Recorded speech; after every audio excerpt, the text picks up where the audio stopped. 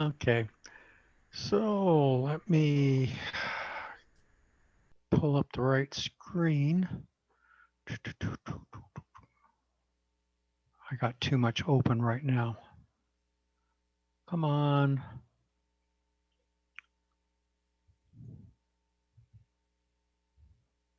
Here we go.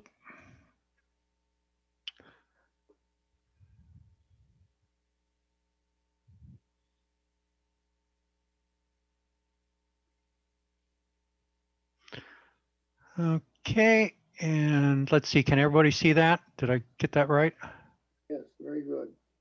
Okay, so finding true north. This is kind of a interesting little discussion here. So, and we'll see how what it means to why true north is so important to us. So, kind of a topics that we're going to be addressing is, you know, as a ham, why is it so important to know about where true north is? Another interesting point is that one of the things that we kind of use to reference, figure out where true north is that we use the magnetic North Pole. Well, unfortunately, that part of the North Pole, it keeps moving around, and we'll talk about that. Ways we can find true north. We'll go through a bunch of cool examples for that, and how to align your antennas on once you find where true north is, or if all you can get is just the magnetic North Pole. So this program was kind of lifted from QST. Ooh, that's an O, not a Q. QST, July 2019. So in the US, our magnetic North Pole, and that's the thing that we use with our compass, our smartphones, all of those kinds of devices always look to the magnetic North Pole. So anyway, so that North Pole is offset by where the real North Pole is. So over in Maine, the correction that you have to apply is around minus 19 degrees. If you're in Washington, the correction you have to apply to get back to the North Pole is around 18 degrees. And I still remember, 30 years ago when I was, first living here in the Pacific Northwest, our correction was about 22, 23 degrees, I think it was. So that number keeps on moving around for us.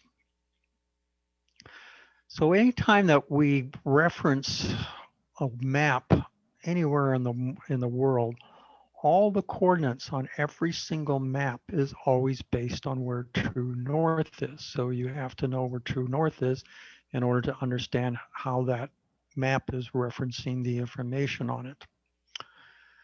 So one of the things that ham radio operators use is an azimuth map. So that takes care of flattening out the Earth. So rather than it looking like a round football, around soccer ball, it actually flattens it out so it takes into account all the curves on the Earth. So that is a really important thing. But again, that azimuth map, the way that it gets laid out, it is all based on true north. So when it comes to antennas, and it doesn't mean, it's dipoles, Yagis, beams, whatever you got out there, if you want to figure out where you want to point the thing, you have to always work your way back to what true north is. So a lot of the things that you have to look at is how to, because most of our devices for measuring where north is really is looking at magnetic north, and that's not the real true north. So we have to figure out how to compensate for that. So if my beam is not correctly calibrated to really where true north is, if I have a nice Yagi up in the air and I flip it around to where true north is or where I think true north is, if it's not correctly calibrated, that thing is not going to be pointed to the place in the world or in the continent here of where we intend that thing to be pointed. So there's a bit of an error in that. So here's a kind of an example. If you're trying to work a station, a DX station that's out about 8,000 miles away from you, if you have, like, let's say an 18-degree air, which, that's kind of in the neighborhood of the air that you're going to get between true north and magnetic north. So if you're off by 18 degrees, you're going to miss that target by about 2,700 miles.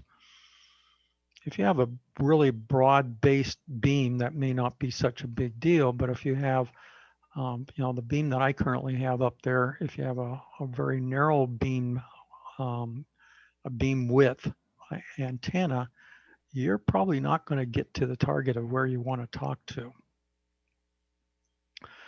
So this is even more pronounced, like on 2 meters 440, if you have a Yagi, that typically these Yagis have a long boom. If you have something that have a lot of gain, these things are really, really narrow as far as the beam width.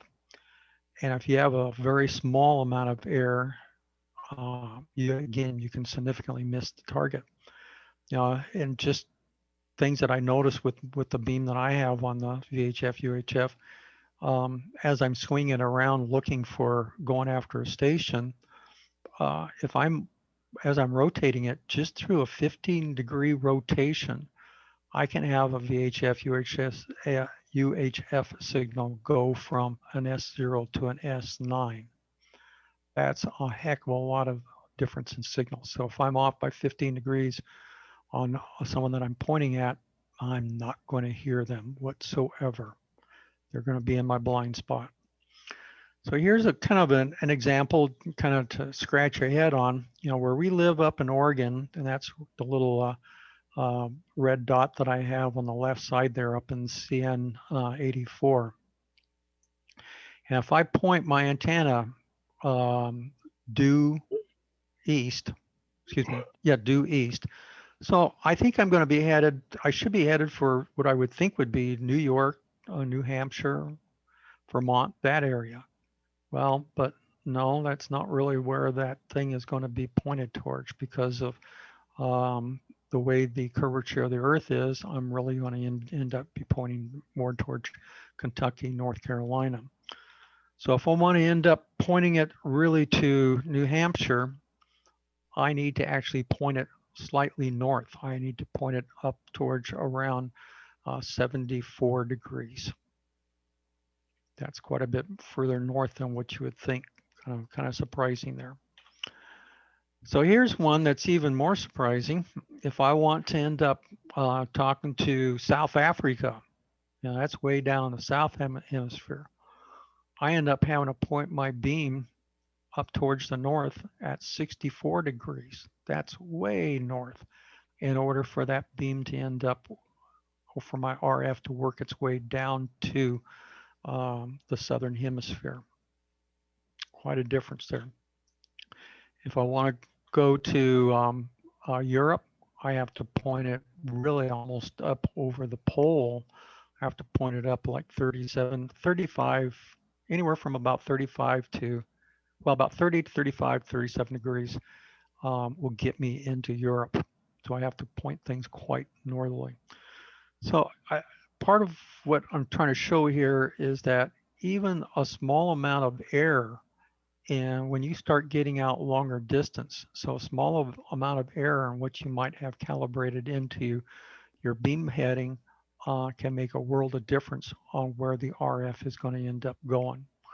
If you have a Yagi that has a nice 30 degree beam width on it, that may not be such a big deal, but like for me, my beam width is around 18 to 20 degrees. And so I have to be really spot on where I end up directing that thing. So here's a neat little website. Afterwards, if you want to, you can either send me an email. I can give you some of these websites, or you can look at how things got recorded. So if you wanted to build yourself an azimuth map, Here's a really great website. You can go through there and add your own title. You can put in some various labels on different bits of information. All you have to do is drop in your grid square or your location of where you're at into the location part, and then hit create map, and bingo, it'll create you a map just like this. This is an azimuth map. Hopefully most everybody's seen this, but seen something like this. But what it does, it takes the whole world, and that grid square that you gave it, that becomes the center. So that's right in the center of this map. So if I want to talk to Europe, I'm going to need to end up pointing my antenna out to around 35 degrees to get into Europe, the European area. If I want to get into South Africa, down in this area here, I'm going to still need to point my antenna in a northerly direction around 60, 65 degrees to get into South Africa. So this is a really important map. This is blown up a little bit. This is a really important map so you can kind of get your head around where you set on Earth, the direction you need to point your antenna. And again, all of this information is all based on knowing true north, on how they calculate this. So you really need to know true north to line your antenna, or otherwise it's not going to be pointing in the right direction. You're not going to be making those contacts. You're not going to be hearing what you expect to hear. I mean, most everybody's kind of familiar with logging programs. Most of your logging programs like N1MM. When you see a station out there in N1MM will look up the location for it, and down to the lower part of the opening page there, it'll show you what direction you need to send your antenna, send your beam. And you know that you can also connect that up to, if you have a smart controller for your beam, you can do a control key and it will automatically send that antenna to the direction of where that station is.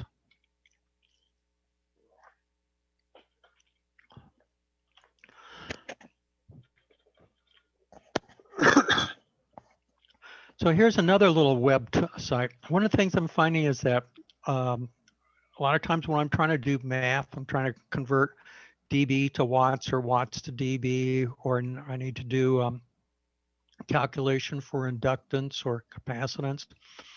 I think I've kind of lost the knack of remembering what the formula is for doing this stuff, because there are so many nice tools out there that does all this work for you.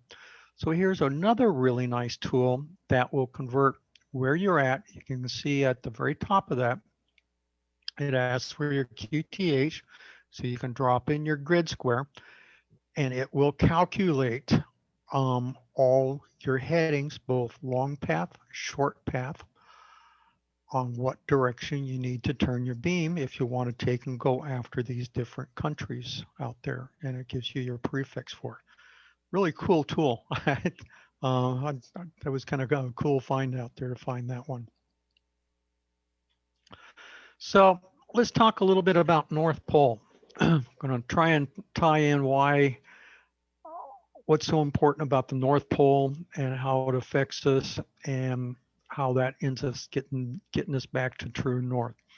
Generally, when we're out there with our compass or a smartphone, that heading that we're going to get off of that device is going to be the magnetic North Pole, which is not the true North Pole that we need to reference.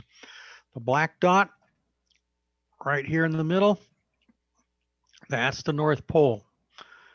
This line with or these dots with the lines through it, this is how the North Pole, or the magnetic North Pole, has changed over time. You can see back in the 1900s, way down here in Canada. So it's moved out past Canada, and we're actually a little bit to the west of, today, we're a little bit to the west of the actual physical North Pole. So here's another view of the same thing, a little bit different picturation of this. So it shows the magnetic North Pole off to the west of the physical North Pole. Here we see Alaska. We follow the shoreline down here. And so here we are down here. If we draw a straight line from that all the way up here to the North Pole, we can see that North Pole is actually right now to the west. So we need to add a correction that corrects, that brings this spot into where the real North Pole is. So now we need to know how much that we need to correct. Again, another really nice tool. Thanks to good old Noah out there, I can go through, and here on the left side of the page, I can drop in my longitude, latitude for where I'm at.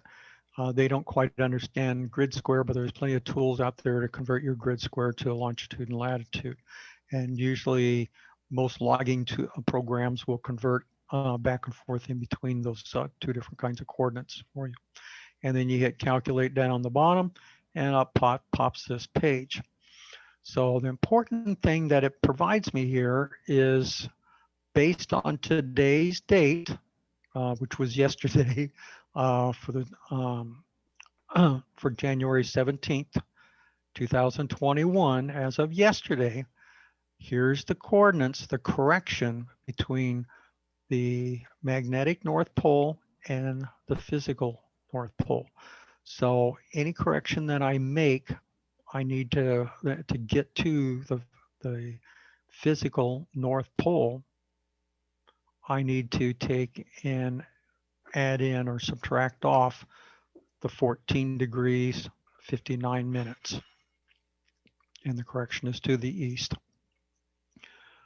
So cool little, this is a really a cool little thing here to have to be able to come up with that. Because the one thing to note here is that this correction changes every year per year by 5 minutes, So that gives you an idea. And one of the things I meant to point out when I was showing you on the world map of where the North Pole is and the magnetic North Pole is, the rate of change has not been linear. It has moved faster sometimes and slower sometimes. So this is based on what the current rate of change is. Doesn't mean that that rate of change is going to be happening forever. Okay, so here's kind of a nice little depiction here. So we know we have a little compass down here. We know where the magnetic North Pole is. In other words, that magnetic little pin on our compass is always going to point to the magnetic North Pole.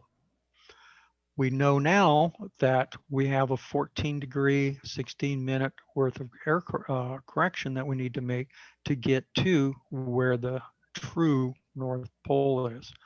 So we need to end up, actually in this case here, we're really adding the 14 degrees into it to correct it to the true North Pole.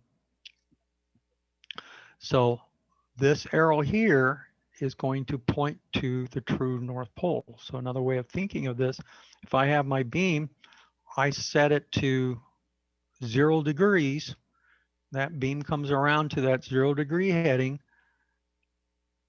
based on my compass. If I put this down at the base of it, obviously you can't because there's too much metal around it.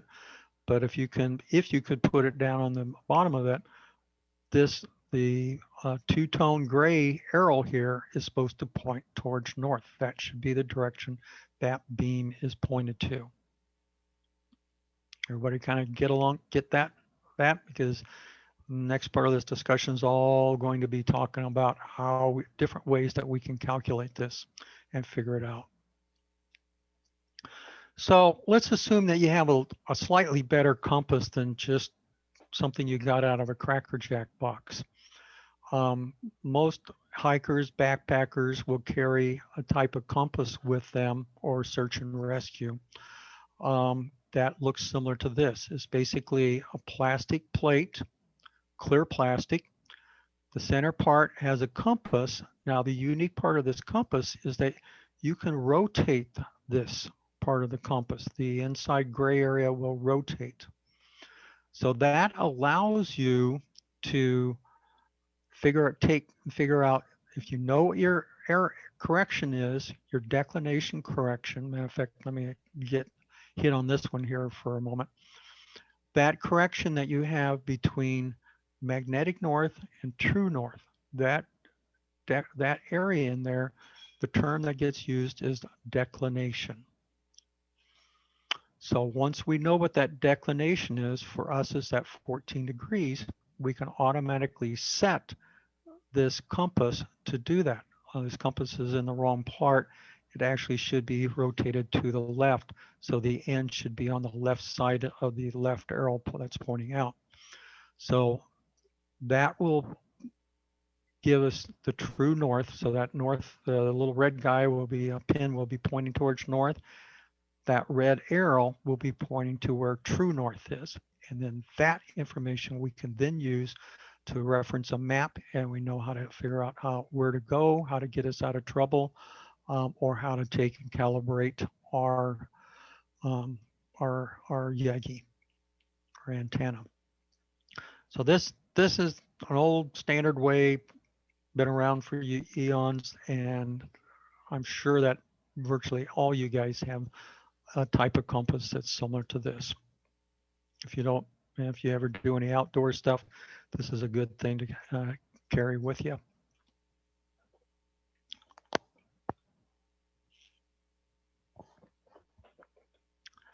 So here's another bit of information. Every USGS map, always on the right-hand side, lower right-hand side, has this little ledger. This little ledger shows you the declination correction. Now, you have to take this with a little bit of a grain of salt, because depending on the age of the map, on when that map was created, that declination may or may not be correct. In other words, we know that magnetic north has been changing since the beginning of time. But if you do have a fairly new one, what you'll see is that it will show you the magnetic north with a little harpoon there, that direction, and then with a little star on the top of it, that's the true north. So it will show you, obviously this is way off. This is showing 7 degrees worth of correction, which is incorrect for incorrect for where we are at this point in time. So what you can do when you know this information, then you can take that map. If you know exactly where you're at, this is given that you have to know exactly where you're at, and you take that map and look out and see some kind of a landmark way off in the distance, a big hill. You can take your compass that we had there on the previous page, and we can line that up. Actually, compass is probably the wrong thing. We can probably use a what's the little compass there? A little compass there that that shows the degrees there, and we can line that up with where we're looking at. We know what the correction to north is, so we can add that number in, and then that information will then end up showing us where true north is. So we can use that to end up backtracking to our antenna and know what direction that antenna should really be pointed at. So that's another good one. Good old North Star, Polaris. That star is very, very close to true north, very close. So then the next thing is, how do you end up finding the North Star? If you use the Big Dipper, and Big Dipper is usually pretty easy to find, the outer edge of that Big Dipper, if you kind of draw a straight line off of that outer edge of those two outer stars, going straight up, going in a northeasterly direction, that will bring you into the handle, Polaris, the big star at the end of the handle of the Little Dipper. That Little Dipper or that handle there, that Polaris there, then gives us a marker on what is true north. So there you don't need a compass. That's just a one way of coming up with an absolute value of where true north is. So I assume that you'd have to draw a line in the dirt there at nighttime, or what the direction is, and next morning see if it lines up with your beam. Okay, so I'll explain a little bit about this method here, and then I have a diagram that actually shows it. So this is a cute little way where in the middle of the day, and this is assuming that you have a sunny day, cloudy, foggy doesn't work. So this is something more applicable to the summer around here. You can take a stick and put in the ground, a couple of feet, 2-3 feet tall. You want it to be pretty straight up and down. Just drive it into the dirt and make sure the upstream side of that has some clear dirt in it. So what you do is that it'll cast a shadow across you don't want to do this in the middle of summer, high noon, because, well, actually you can. No, you can get away with that. Yeah, you can even do it during the summer. So with that stick in the ground, you find where the end of the shadow goes, from the top of the stick. You find out where that is, and you put a marker on the ground. You go off, goof around, do something for about an hour or so, and then you come back, and then you take and put another marker on the ground on where that shadow has changed to the new position of where the top of that stick is. So then at that point in time, you have two markers on the ground. You can draw a line through those, take a straight edge or something and draw a straight line through those two markers you have on the ground.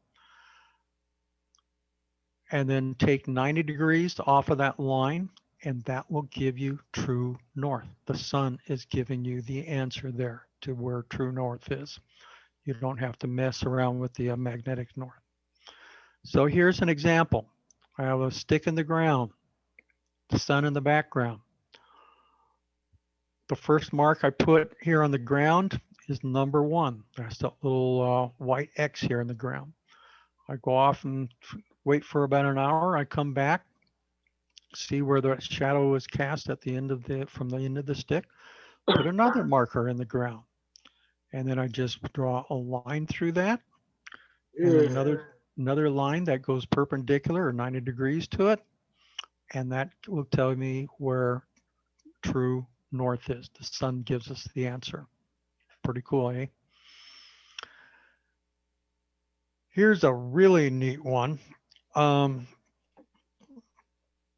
Again, this is where you can find a tool out there that gives you the answers for what you want to know.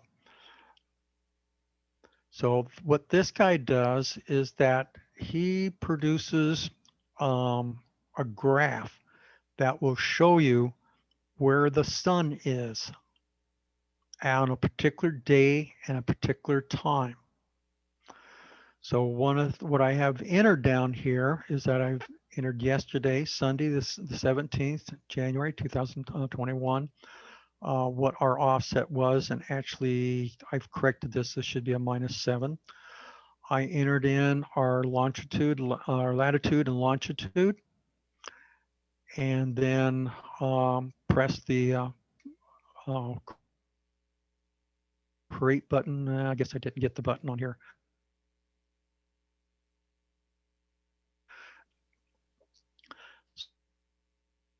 So this little chart, I can move my cursor back and forth here, and it will have this little pop-up. You can see this vanilla pop-up in there.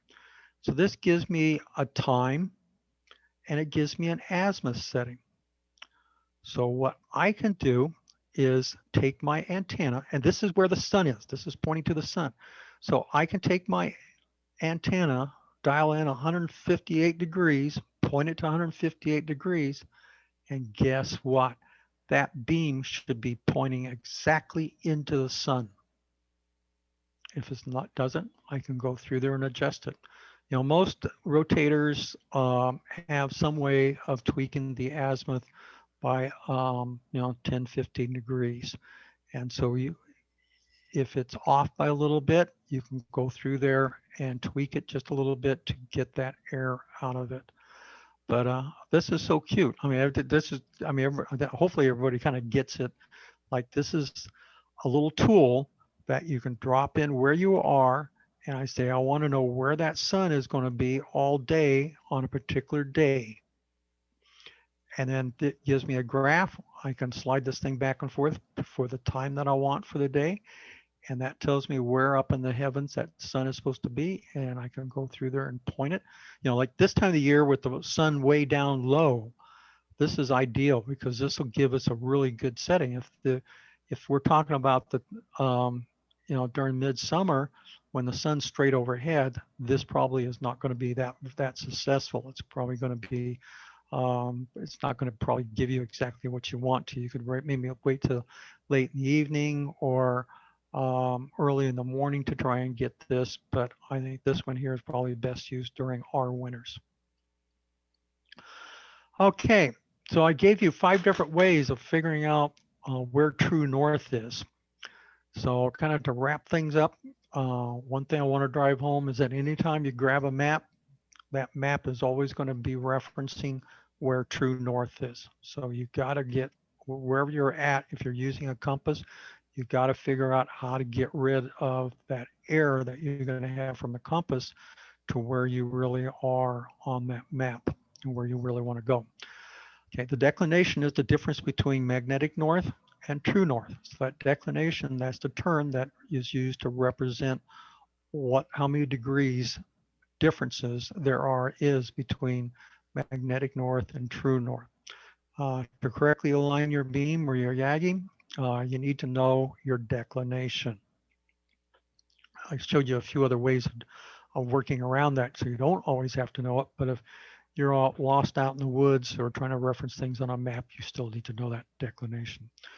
So the other part to remember is that just because we have 18 degrees worth of air or declination right now, 14 degrees, excuse me, 14 degrees worth of air, that's not a constant. We go for another 10 years and that number is going to end up changing. So don't get caught up on something that you remembered from 20 years ago as far as what that air correction was. So there's showed you many sources out there to find your local declination as the correction between magnetic north and true north. There's many different ways to find magnetic north and true north, blah, blah. One thing that I do recommend is that I've been kind of burned several times trying to use my cell phone, the compass on the cell phone, for coming up with the proper direction for magnetic north. So, and I know that even if you use a compass, depending on what you have for, just a moment.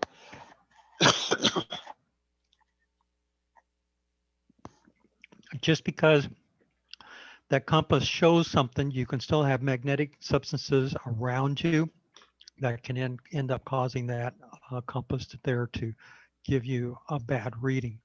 So if you really want to get things set correctly, I suggest that you use multiple sources to determine the correct alignment for your antenna.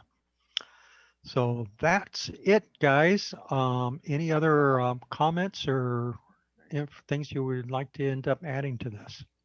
I'll give you a couple of hints for if you're living in the city here and you want to find true north.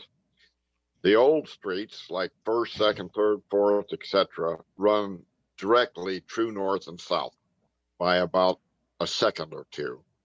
The street in front of my house, Evergreen, is on true north and south by a few seconds.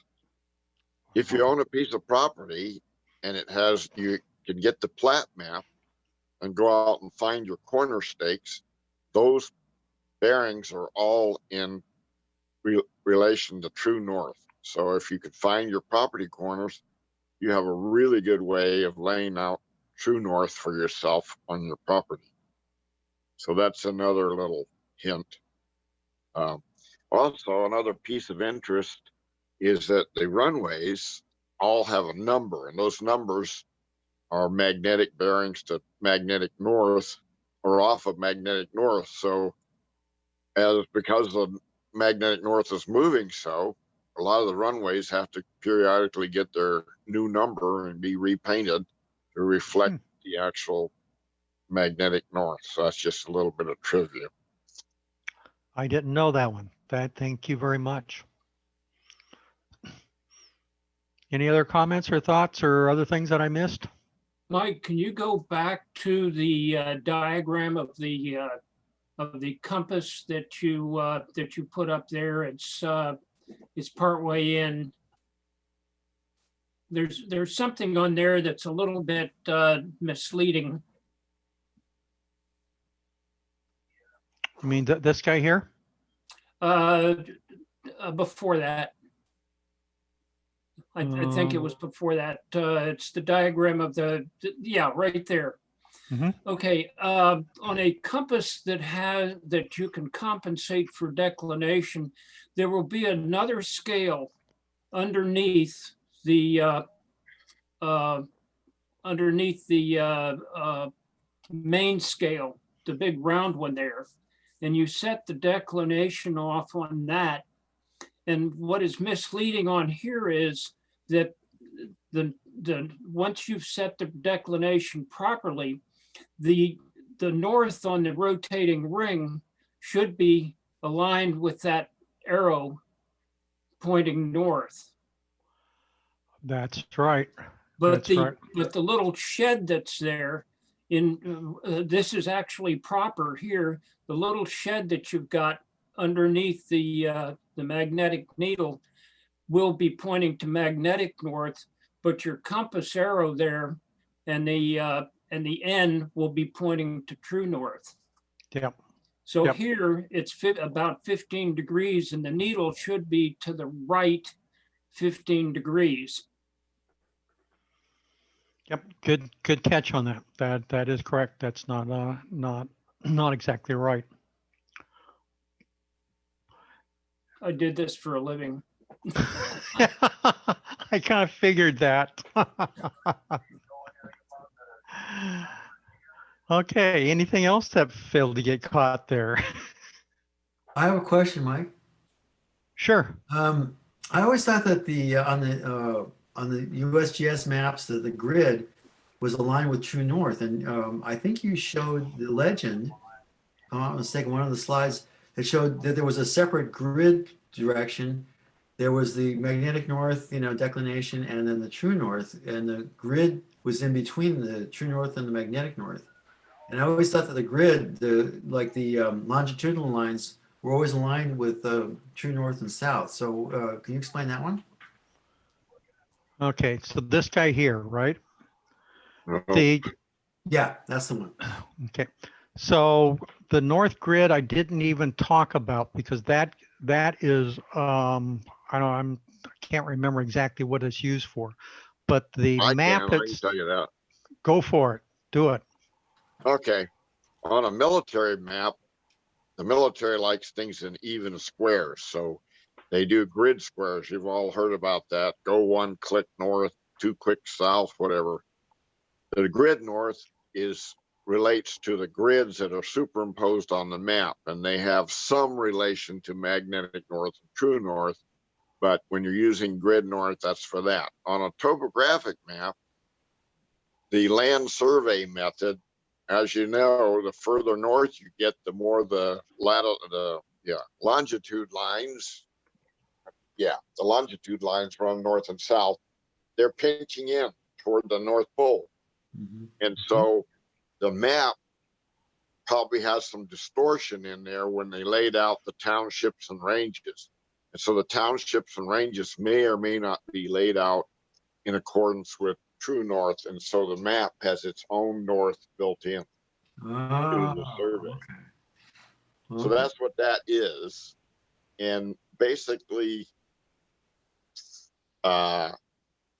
since you're not using township and ranges, or even if you are, then you can calculate what correction would be if you laid out something on a township line or a section line. So I hope that clears that up for you. Yeah, yeah, that makes sense. Thanks, Olin. Okay, any other comments or observations or thoughts? So if you want some more, some follow-up on map projection and distortion, there is a fantastic clip from the West Wing about the map projections with what could be a bit of humor included. Okay, Where'd cool. you find it? So it's the West Wing, the old TV show, older TV show, had there was a bit where there was a researcher that was, or a scientist of some sort that was trying to advocate for changing the official map projection because the common Mercator map that everybody was familiar with distorts the size of land masses depending on where they are in relation to the pole, and so the typical map, the fact that like Alaska on a map looks relatively small compared to the rest of the continental U.S. Is misleading. There's also the fact that usually those maps tend to cut Asia in half because they have kind of a U.S. centric view. So there's this whole bit about trying to push for a reclassification of a different official map projection that was to be a better, I think, socioeconomic representation of the world, and also to not necessarily cut Asia in half. So the bit is very entertaining. Check it out. Well, I always found the easiest way to really understand, the curve, like what Mike was talking about earlier, how you have to aim your beam, in a completely different direction, which seems to be intuitive, to get to that destination. And if you look at a globe, an old-fashioned globe, you can really see it that way. You can see it. And I think that projection you saw, Mike, from where you, what is the Great Circle one? Where you I mean the azimuth one? Yeah, where you line your grid square with like the true north of the center of the projection, and then you can see how all the other continents line up with that, and then you can really see, oh yeah, South Africa is directly down there, so I would aim, in this weird direction, and I would hit South Africa because it's going in a straight line down that longitude. But when we see what Anthony was just talking about, the typical Mercator map, kind of looking at it sideways, it's so bollocksed up, you can't figure that out that way. It's just you go crazy. Yeah, it's like for new hams that aren't familiar with DXing and how things travel for our RF, they always have a hard time getting their head around it until you end up popping up that azimuth map, and Right. then they start to finally grasp what's going on. Yeah. And like you were saying, like the contesting software like N1MM, you type in a call sign, it immediately will get the bearing for you and the distance to that station. And you're looking at the bearing, and I got the, the gray line map also displayed at the same time. And I'm looking, and I'm thinking, I have to, it's that bearing? That doesn't sound right at all, because it's like, it's like that if I go by that bearing, I'd end up in New York, not in Arizona. So I don't get it, Yeah. But when you explain it this way with the true north declination setting, then it makes sense. But otherwise, yeah. But you're looking at, again, it's a Mercator map, and it's you really have to think in terms of 3 dimensions. Yeah, it's and also one of the things that I really like is that, like on N1MM, you one of the things on every logging program that always does that kind of a lookup, you have to identify where in the world you are, because all of those calculations are based on where you are in the map.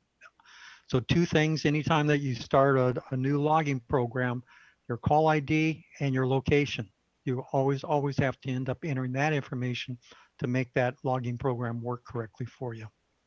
True. Yeah. Yeah, one of the side things that has always interested me is I really, really want to look at what the programming and what the math is on how you take a grid square and convert that to a array on where that RF is going to go. And so that's someday when some nice, cold, wet, rainy, snowy day, I'm going to sit down and look that up and find out how that works. It's really interesting. Yeah. Okay, well, I was thinking about doing one on Smith charts, but I decided to go something easier on everybody. Here's a little side thing is that, so much of, like that little Nano VNA, it reflects things in Smith charts. I've been looking at spectrum analyzers. They all reference information by Smith charts. And it's like Smith charts it's a chart. If you know how to read it, it tells you everything you need to know about that circuit. Now, for the average person, they don't want that knowledge. They just want to know, is it a good SWR or not a good SWR? But anyway, that was one of the things I was looking at, and I said, no, that's too heavy duty for us. So I'll save that for another time. This would be interesting. Maybe you should give a demo with a Nano VNA. Yeah, it has. The problem is that when you start getting into a Smith chart, there's so much being displayed there that you really need to know enough about electronics to know what it's really representing. It's pretty heavy duty, and I think for the average reader, I think it's a little bit more than what most people would want to digest. But yeah, it's a great thing, and it's nice for a test. But after the test, most people just forget about it. Okay, Anthony. All right. Well, I think that's everything on the docket for tonight, unless people want to chat for a little bit longer. Okay. Not a whole lot of anywhere else to be for a while. That's for sure.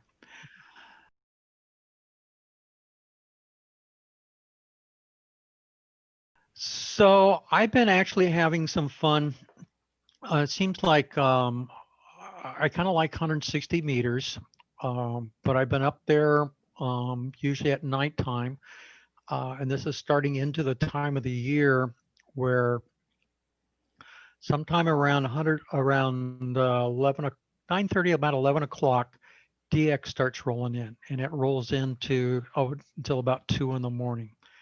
And I've been hanging around up there, and the last 3 or 4 nights, it's been kind of amazing. It hasn't been real strong, but it's kind of amazing at some of the stuff that has rolled in there, as far as being able to work all over Europe without any challenges at all. I mean, it's just pretty amazing as far as all the contacts that I've made all over Europe. Last year, a little bit later, waited probably about another month, I was able to work a huge amount of Western Africa. So all up and down the coast on 160 meters, I was able to work tons of West African stations. And the guys that I've been really wanting to get to is the East Africa, but I have never made it over there. I've made it over there a few times, but not like West Africa. Olin, you were talking about 40 meters. Just at the beginning of this get together, Sri Lanka was coming in on 40 meters for you. Wow. Well, I was talking about guys going to activate Wake Island again for about 90 days starting in February. And that's one I'd like to get. I should I've had good luck with 40 meters getting out into those Mhm. areas like Samoa and Guam and whatnot. So hopefully I can nab them. That'd be great. Mike, when you listen on the, because you're using your receiving array, right, to hear those really distant stations on 160. Generally, yes. Yeah. But what about when you, okay, you can, I can see how that really can help your reception, but what about when you try to transmit to those stations? I mean, is your dipole oriented in such a way where you can at least get east-west? And I mean, how's that working out for transmission once you hear a station? Okay, I have two dipoles that are up in the air that they crisscross at like an X. One dipole is good for the southern hemisphere, and the other dipole is good for the northern hemisphere. So in other words, it's kind of off the side of it, it's about 30 degrees off of true north. So it's well suited for it. Now, the problem is that is a 160 meter Carolina Windom, and I've already burned up one set of balance in it, and I'm having problems again. So tomorrow that is coming down, and the coax I have in there, this has a center stinger on it, center 22-foot chunk of coax. And I've been very consistently burning the end off of that coax when you run about a kilowatt into it. So that thing is now down to 20 feet. So because I keep having to lop off about 3 inches every time I have to rebuild it. So I have new coax all terminated and ready for me to lower the antenna, do all the termination, waterproofing, and get it back up in the air and pull the coax into the house here. So that'll be getting done tomorrow if everything works out correctly. So the way that you compensate for is that I have that nice receiving antenna that has a real low angle of takeoff angle on it. And so what you kind of make up for it is that you throw a whole lot of power out at those guys in the same general direction. And so on FT8, then on those occasions, I'm running upwards to a kilowatt going back at them. Mm-hmm.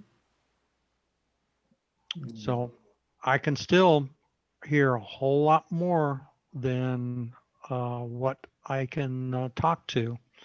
And I really need to get a good 120, 160 foot vertical with a whole bunch of metal underneath it.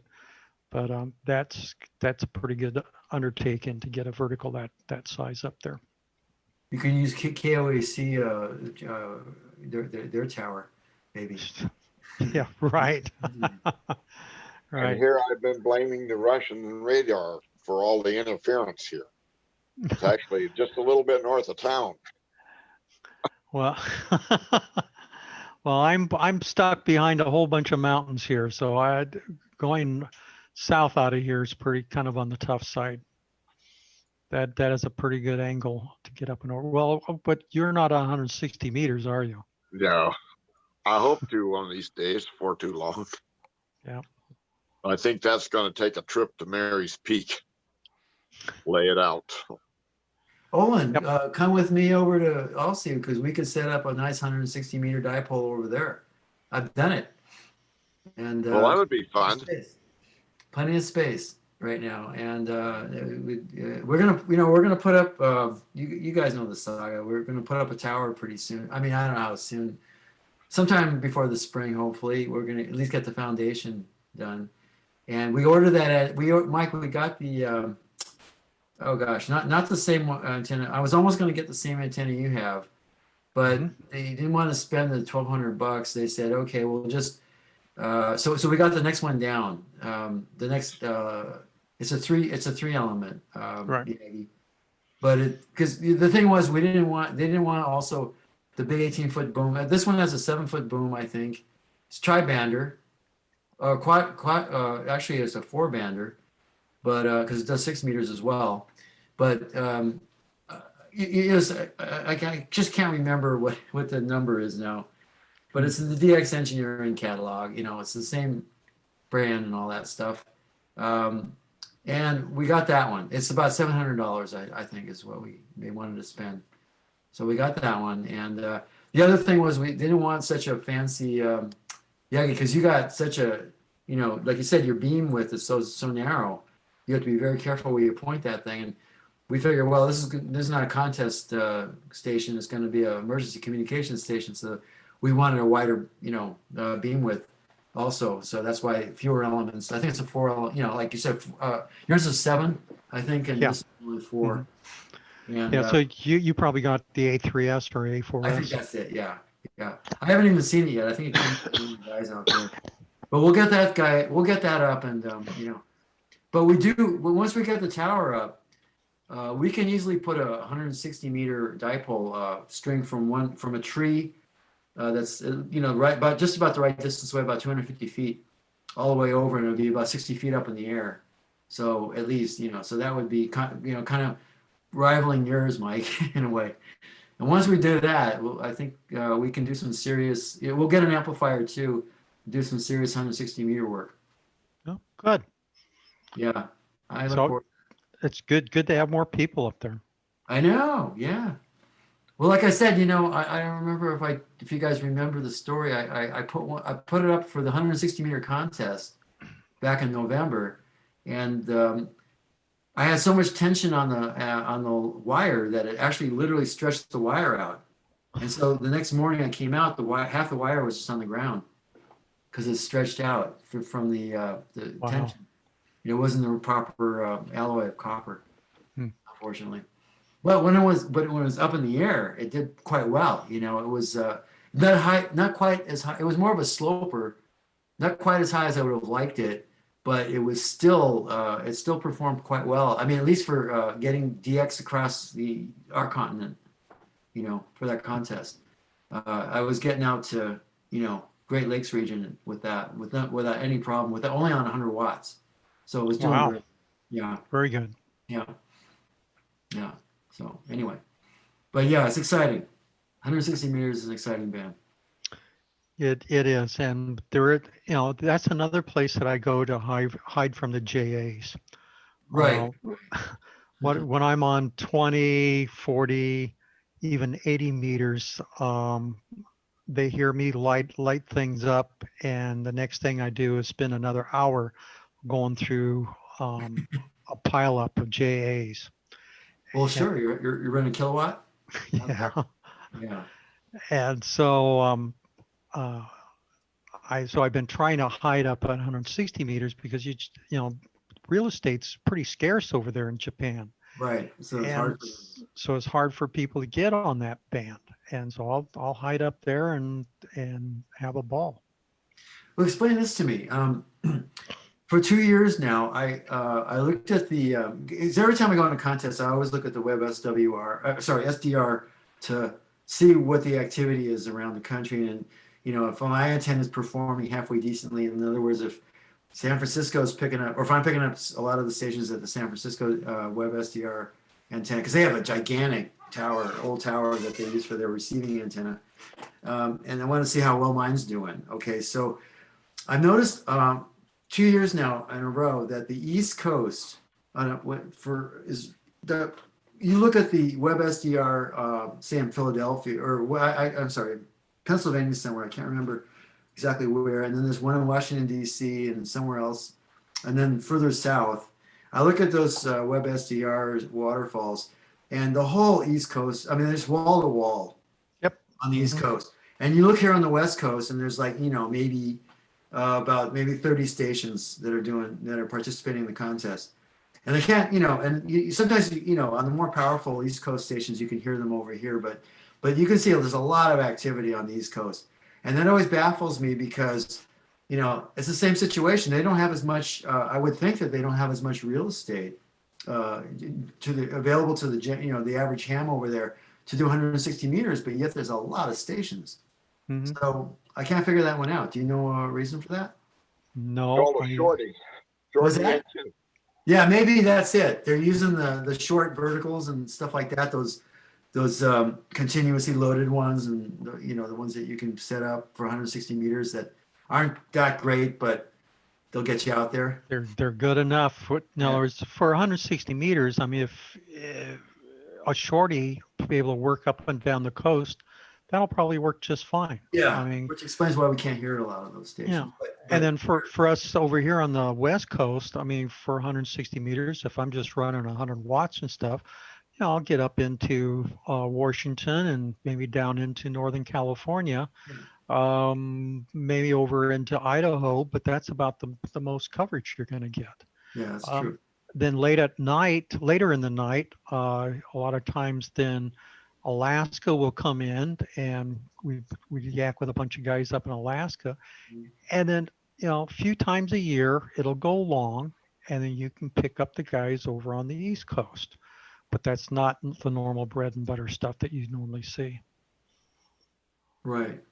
But I was just always amazed how many more stations are active over there on 160 meters than on the West Coast. It always blew my mind.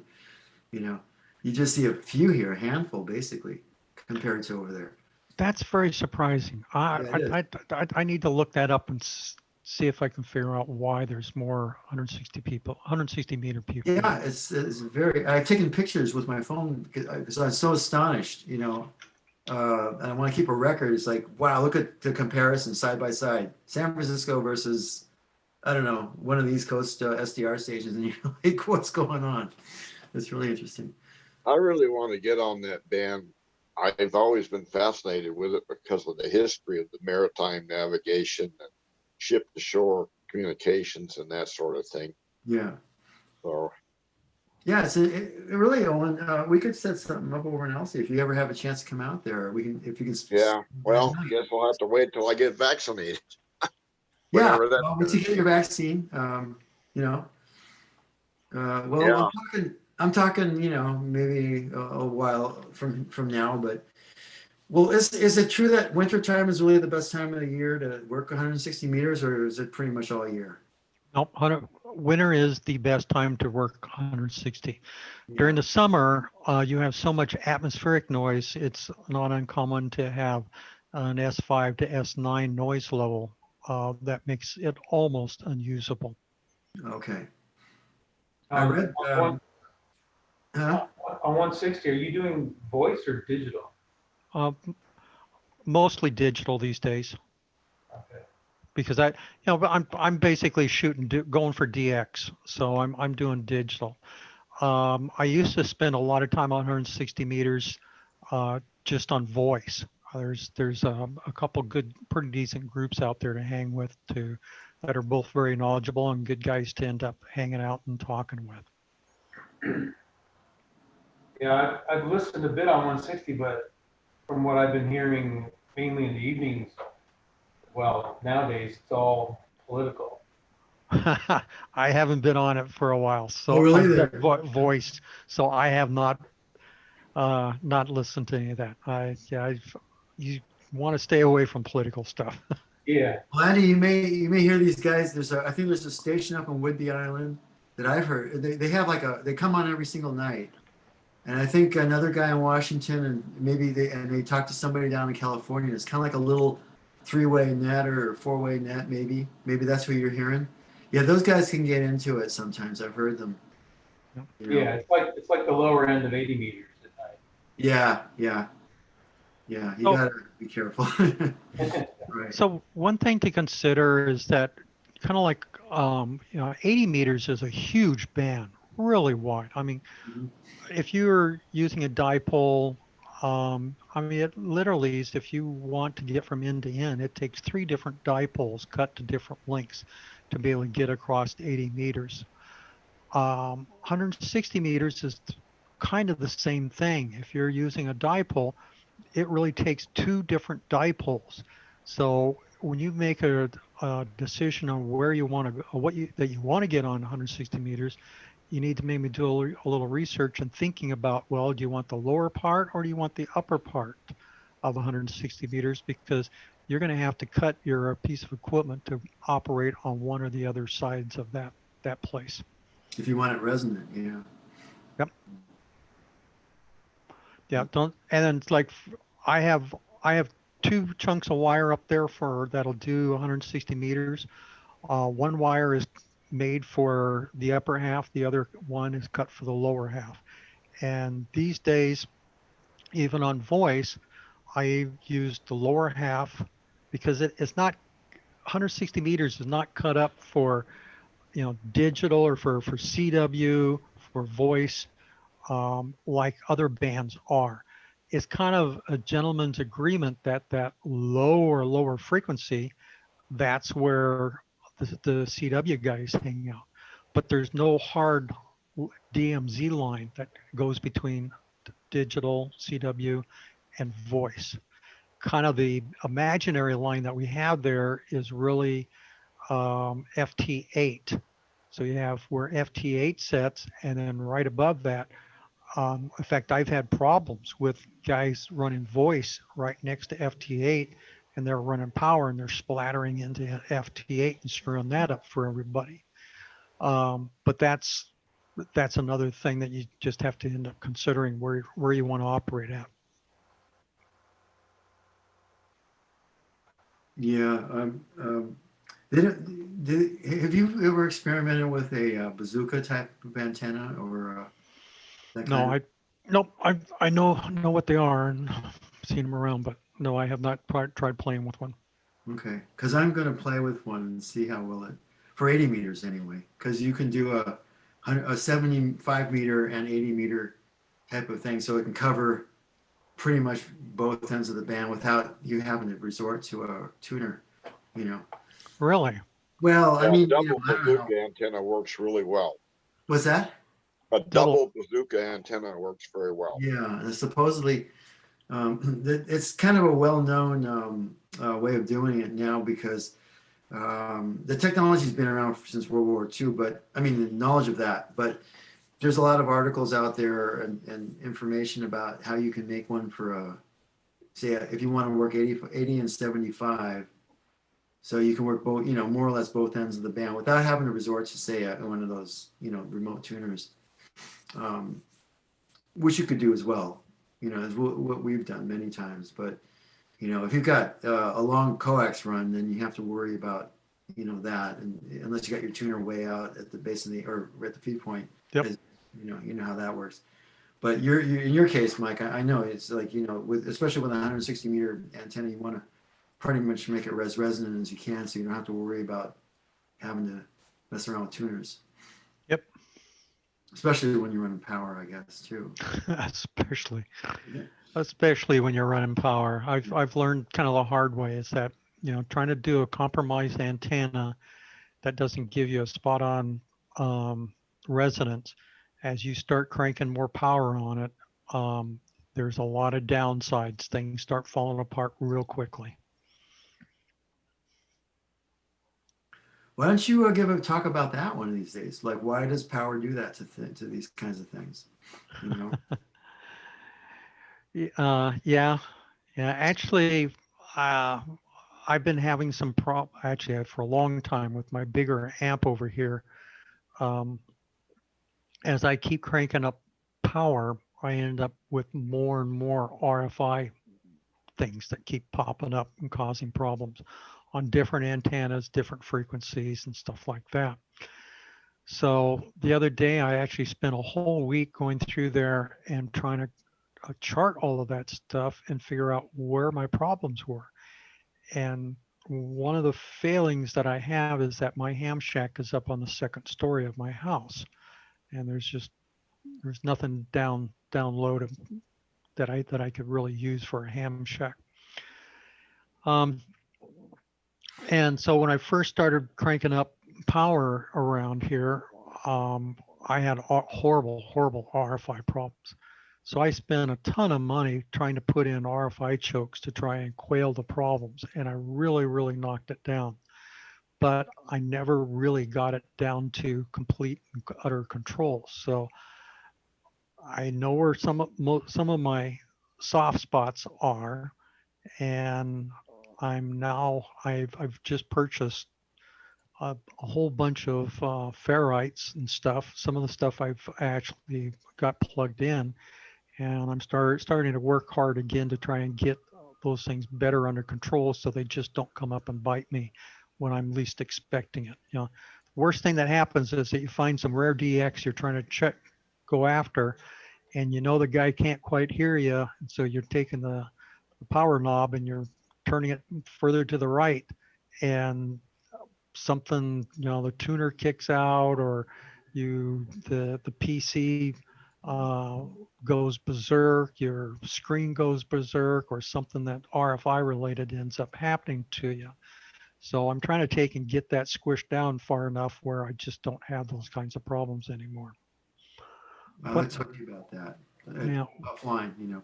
Yep. One of the cutest things that I kind of suspected, but I didn't realize how bad it was I have Cat5 cable going from end to end of this house. Now I got security cameras, Wi-Fi stuff. I have a fair sized network of stuff around here. So there's an awful lot of Cat5 wrapped around the house here. Well, that when I've got looking at that closely, that is a horrible mess as far as picking up RFI. And so there's a bunch of special filters you can buy, and I bought just a couple of them to see how much difference it would make. And I was absolutely shocked, as opposed to just wrapping regular old ferrites around the Ethernet cables, as opposed to actually putting real inline ferrites on each one of the conductors of the wire. You know, Ethernet uses a transformer in there, so when you have instant spikes, those transformers are supposed to knock off any kind of emissions that are more spiky. But regular old RFI goes right through those little transformers in the NICs in there. And so with this device, with each conductor having a ferrite on it, does a hugely better job as far as reducing RFI getting into the network. But I need to go, now I know what's going on, I need to do a better job of getting more of those things around the house to get rid of that problem. How do you put a ferrite around each conductor in a cat cable? You buy a device. Actually, DX Engineering has devices that they've actually done the engineering and put out there. So they have actually devices that takes the conductors, breaks them out, wraps a ferrite around them, and then puts them back into the cable connector. Really? Interesting. So anyway, that was one thing that I knew would be a problem, but I had not realized how bad of a problem it was. So anything that, you know, like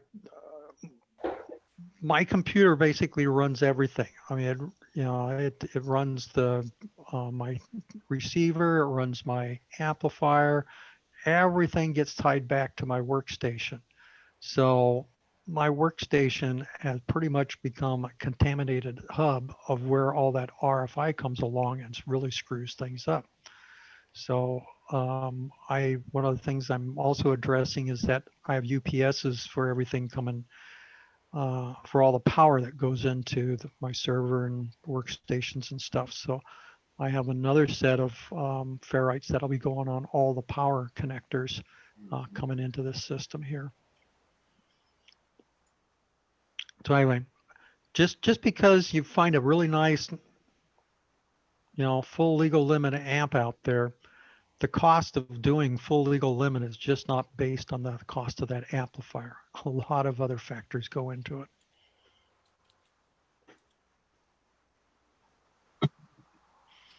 Good to know. So something to think about. I mean, it's you talked about for your other project there about getting an amplifier too, but you'll find as you continue to take a move up and use more and more power, more things will end up coming out bite you that you have to address. Yeah, it's well, for that project, we'll probably end up buying a kit. It's about a 600 watt amplifier. that we'll probably build for there. But here at my own shack, I'm in the process of home brewing a tube amplifier. Cool. You know, it's a long process, but it's going to be hopefully it'll be about a 600 watt amplifier, 500 watt amplifier as well, and but all based on tubes and you know an old design. Mhm. And it's going to have its own challenges just making it, because I'm going to have 2,000 volts to put on the plates of those tubes, final amplifier tubes. But which I'm using, by the way, microwave oven transformer. Okay, I know what you're building. Well, you know, if you can, I just went over to the recycling bin, and you know, people throw away all kinds of. You would be amazed what people toss. Mhm. And you know, I got old microwave ovens there, and I just bring them home, take out the transformers, and then bring the rest of it back to the recycling center. And I keep the transformers, and they, you know, each transformer can put out 2,000 volts on the secondary. So you just have to. There's a way to modify them so you can, you know, they'll actually work better for this application, you know, for power supply for tubes. And but you got to run, you know, if you're going to run a couple hundred watts at least, you got to have that kind of voltage. You do? On those tubes, you know, put on the plates of those tubes. Otherwise, you won't be able to get that kind of power out. Yep. So you just have to be very, very, very careful about shock hazards. So you're going to be able to heat your coffee with that amplifier? Yeah, there you go. Well, you know, you can because, you know, the old, those kind of linear power supplies that in the old days when people had to use, you know, a couple of 1,000 volts or upward, they got pretty hot. Those tubes would get pretty hot, you know, so you probably could, you know. I mean, these tubes will put out probably they'll dissipate 200 watts just running just idle, you know. That's what they would, you know. So they're very, very high power tubes. They're not expensive either, by the way. They're not expensive. Maybe what did I pay? $7 a tube or something to that effect. Really? Yeah. Tubes for amps have been going insane. I couldn't Have believe you it. watched that These are YouTube? in very good condition. They're here. I got. I don't know if you could. Oh, wow. Oh, don't- Where are they Whoa. from? They're from the company is I mean they're iMac. What can you? Oh, it's backwards, huh? But I have to look and see where I bought them from. It was a tube, one of those tube supply places that you know have all the old parts. So they had a pair of these for about that was unbelievable, unbelievably cheap price, and they're supposedly. I hope they work. What's the tube? These are. Can you read the number there? It's backwards though, huh? No, no, it's a 4150. Yeah. They're high power tubes. They have you can see the cooling jacket around them. Yep. They're small tubes, but these guys are capable of putting out, you know, about, well, it's going to be in parallel, so several hundred watts a piece. I got two of them, and so that's a, you know, basically the amplifier would be centered around these tubes. Mm-hmm. So it's pretty complex. So I'll show you the circuit maybe I'll do a talk or two during the course of the year about Take some pictures, document it. showing you about building this tube project. You know. Have you Anyway. seen that video with the Russian guy that builds tubes in his home? He does the No. glass and everything, Oh my God. puts all the elements in there. He'll make whatever tube you can think of. That's great. That's a real art. Yeah. You do that. But when you think about it, it's just amazing how they were able to build these tubes because they were, you know, they have so much intricacy in the, you know, putting together all the different parts, the cathode, the filament, the grids, and all that stuff on the plate. And if it's a beam type of tube, you know, all that stuff. And just building each individual tube, and they were cranking out thousands of these things a day, you know, in the factories. Yeah, it's just unbelievable. Yeah. Yeah. Okay. So yeah, during the course of the year, I'll give you guys an update, and I can do a couple of talks on building this thing. Sure. Sure. It'll be That interesting. sounds exciting. I'll start with the power supply. I'll show you guys how I dealt with the microwave transformers and getting them, you know, because as they come, apparently they have they're very big transformers, but they have very weak coupling between the primary and secondary, apparently, for some reason. I can't remember why.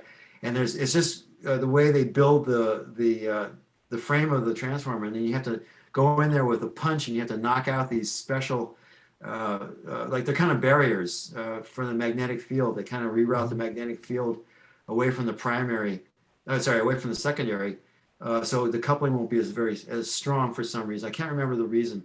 But anyway, you have to knock those things out. You have to do a lot of physical things to the transformer to make it work the way you want it to work. So it's got better coupling and so forth. So I'll let you know. Maybe that'll be the first step. I'll just show you guys the transformers and how I had to deal with them. Okay, cool. Yeah, I could, you know, talk 15 minutes, 20 minutes on that. So you could talk about another subject, Mike, whatever you Yep. want. Okay. that I sounds also good. got I got my Nano VNA, by the way. I haven't done anything with it yet, but it's arrived, so I'm going to play with that. Look at Okay. the Smith charts on that thing.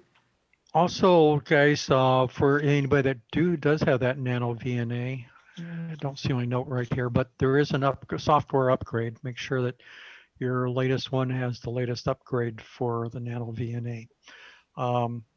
And they've fixed things, they broaden things. A few more things make a little more sense in the latest update that they have for software. Which Also, one of the mini do you have, Mike? I have the 4-inch screen. Four No, I point. mean, which one of the mini nanos that are available do you have? Let's see if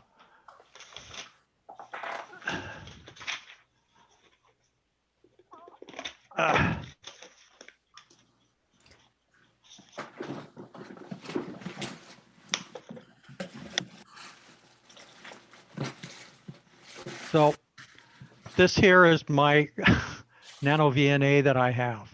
So it has the 4.3-inch screen on it with all the other goodies that goes with it.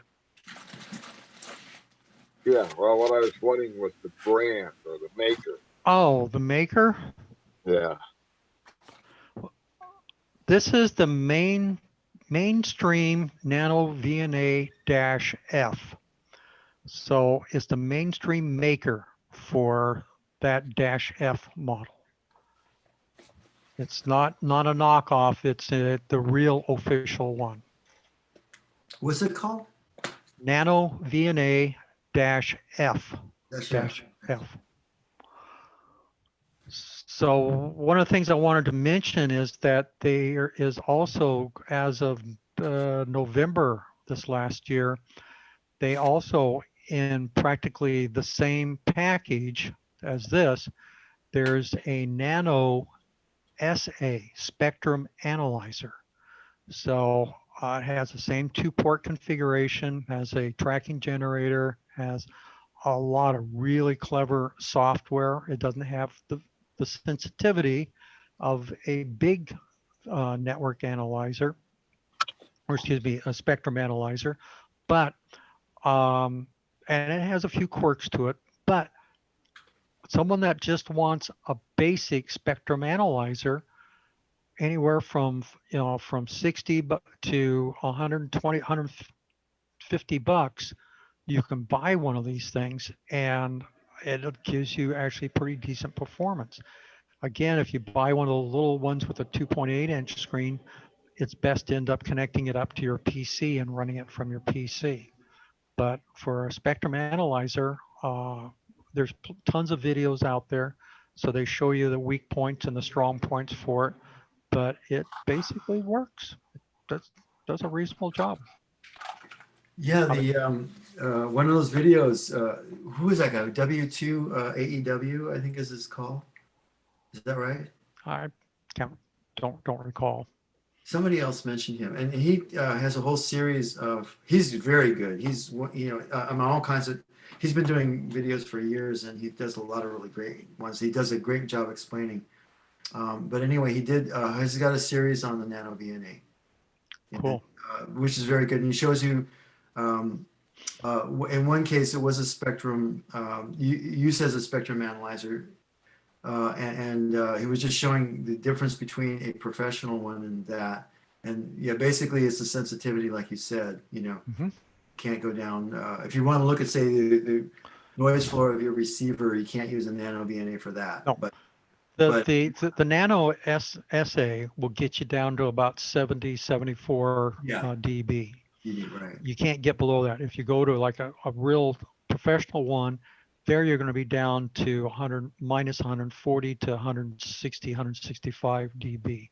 So it gets a lot further down in that noise floor that you normally can't get with the Nano version. Right. So, but for messing around, for learning, and can't beat the price for these things. And they actually work. Yeah. They provide value. They provide dang good value for the price. Sure. No, if you're designing, filters and things like that, they're great.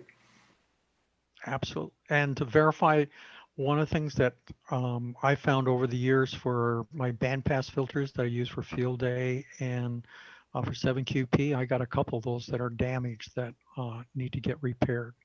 And that little Nano VNA showed them right up, showed where the problem was. And I have another a VNA that's near lab quality. I mean, it's really good, but I wouldn't call it quite lab quality. I mean, it basically showed the same thing within 10% of values. So that's that was quite remarkable. That's great. Well, guys, I've had an absolutely great evening, and I need to move off and get some things done around here. Yeah. So, Thanks a lot, Mike. Yeah, thank you. It was a good Okay. presentation. I'm gonna You're see welcome. everybody next month, I guess. Yeah. Yep. Till we'll next see you time. there on. But All keep right. in Good mind, night, Okay, everybody. all stay healthy. Yep. Stay healthy and test negative. and get vaccinated as soon as you can. You can. Right. Then you'll be healthy. Then you don't have to worry about nothing. That's another thing. Maybe we can do 7QP if everybody's vaccinated. Yep. You know? All right. Have a good evening. All right. We'll see you. Yeah, take care.